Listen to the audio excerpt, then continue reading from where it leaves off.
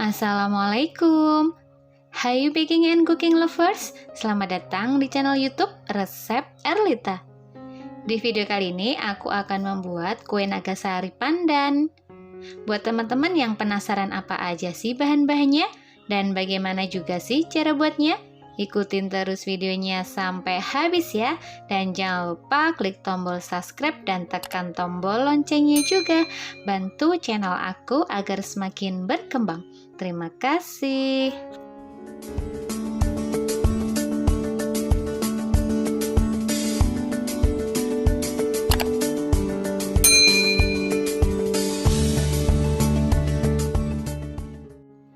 Langkah pertama, ini sudah aku siapkan chopper. Kalau teman-teman tidak punya chopper, kalian bisa gunakan blender. Dan ini aku siapkan juga 18 lembar daun pandan. Pilih daun pandan yang sudah tua ya teman-teman, yang warnanya itu hijau. Selanjutnya, daun pandannya akan saya potong-potong menggunakan gunting.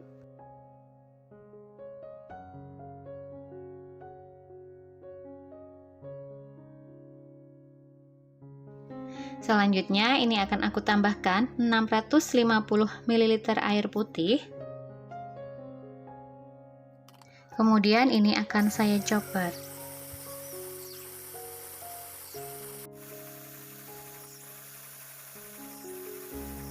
Nah, jika sudah jadi jus seperti ini, selanjutnya ini akan saya saring. Oke, langkah selanjutnya ini sudah aku siapkan baskom. Kemudian akan aku masukkan 250 gram tepung beras, 50 gram tepung tapioka, 170 gram gula pasir atau sesuai selera, setengah sendok teh garam, dan 1 saset vanili bubuk.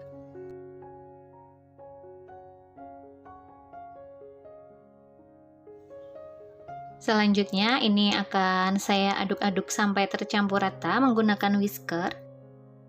Lalu akan aku tambahkan 4 saset santan instan, ini merek Kara, isi 65 ml.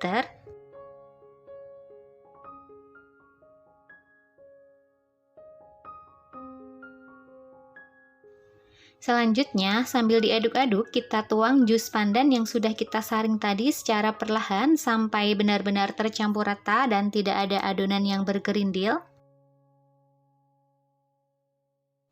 Dan ini buih-buihnya akan saya ambil aja ya teman-teman, supaya nanti hasil naga sari pandannya itu bisa halus.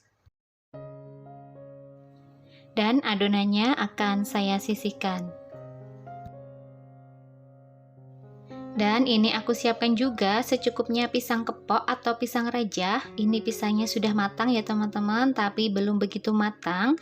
Selanjutnya pisangnya akan saya potong. Nah, untuk memotongnya seperti ini, jangan terlalu tebal dan jangan terlalu tipis ya teman-teman. Memotongnya yang sedang-sedang aja. Dan setelah dipotong seperti ini, pisangnya akan saya tata di atas cetakan. Selanjutnya, ini sudah aku siapkan cetakan berbentuk bunga seperti ini. Ini cetakannya sudah saya oles tipis menggunakan minyak goreng.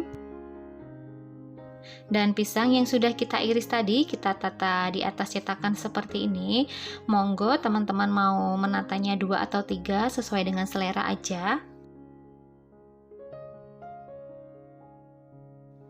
Dan langkah selanjutnya ini sudah aku siapkan kukusannya juga sudah saya kasih dengan serbet bersih. Dan pisang yang sudah kita tata di atas cetakan bisa kita masukkan di atas kukusan. Kemudian ini akan saya tuang setengah sendok sayur aja ya teman-teman, gak usah banyak-banyak soalnya nanti pisangnya itu bakal mengapung.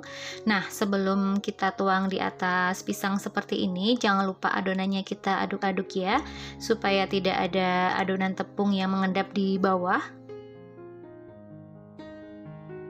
Lalu ini akan saya kukus selama 5 menit dengan api sedang aja. Jangan menggunakan api besar soalnya nanti adonannya bisa mengembang. Nah, setelah 5 menit kita kukus, ini akan saya buka kukusannya. Dan akan saya tata kembali pisangnya pelan-pelan ya teman-teman, soalnya ini ada uap panasnya.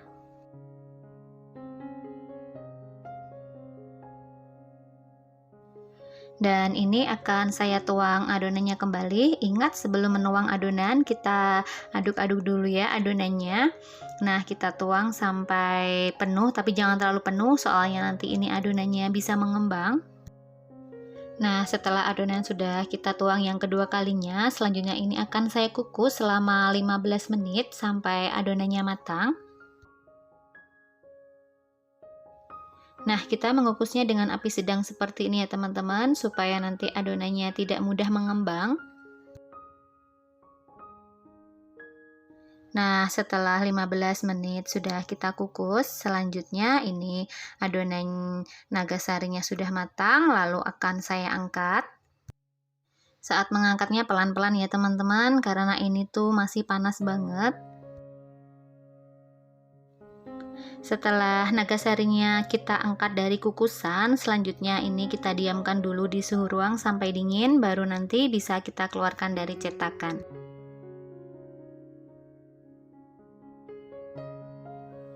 Dan ini alhamdulillah nagasari pandan kita sudah dingin. Satu resep menghasilkan 24 cetakan seperti ini ya teman-teman. Oke, selanjutnya mari kita keluarkan dari cetakan. Nah, untuk cara mengeluarkannya cukup kita tekan-tekan aja ya, soalnya tadi sudah kita oles dengan minyak goreng dan pastinya adonannya tidak akan menempel. Nah, seperti ini hasilnya, cantik banget bukan? Nah, lakukan cara seperti ini terus ya sampai semuanya selesai.